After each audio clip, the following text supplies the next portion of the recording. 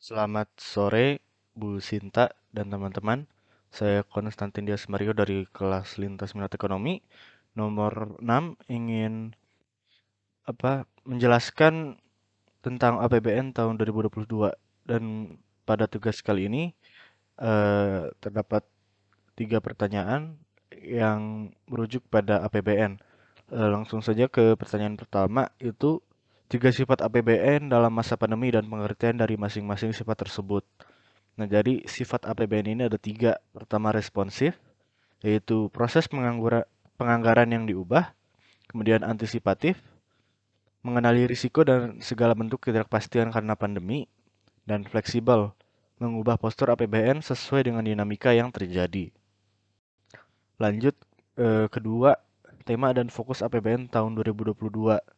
Jadi untuk APBN tahun 2022 ini, temanya adalah pemulihan ekonomi reformasi struktural dengan fokusnya itu pada dukungan kesehatan, penguatan perlindungan masyarakat, dan reformasi struktural.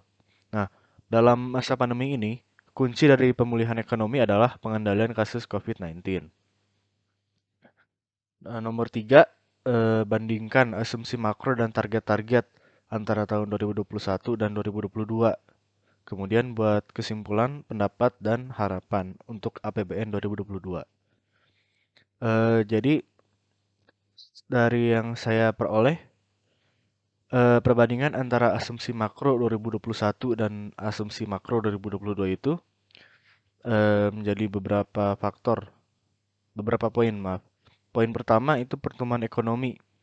Pada tahun 2022, pertumbuhan ekonominya naik jadi 5,2%, dengan laju inflasinya tetap sebesar 3%. Kemudian nilai tukar rupiah itu turun, sebelumnya 14.600 rupiah per US dollar, sekarang jadi 14.350 per US dollar. Tingkat suku bunga SBN 10 tahunnya itu turun menjadi 6,80%. Harga minyak itu naik dari 45 US dollar per barrel ke 63 US dollar per barrel. Kemudian lifting minyak itu turun menjadi 703.000 barrel per hari, dan lifting gas buminya naik itu menjadi 1.036.000 barrel per hari. Untuk pendapatan negara itu naik, yang sebelumnya 1.743,6 triliun menjadi 1.846,1 triliun. Belanja negara juga belanja negara jadi turun jadi 2.714,2 triliun. Dengan defisitnya itu naik, sebelumnya itu 5,7% dari PDB atau kalau dirupiahkan itu sebesar 783,7 triliun rupiah. Sedangkan pada tahun 2022 ini defisitnya sebanyak 868 triliun rupiah.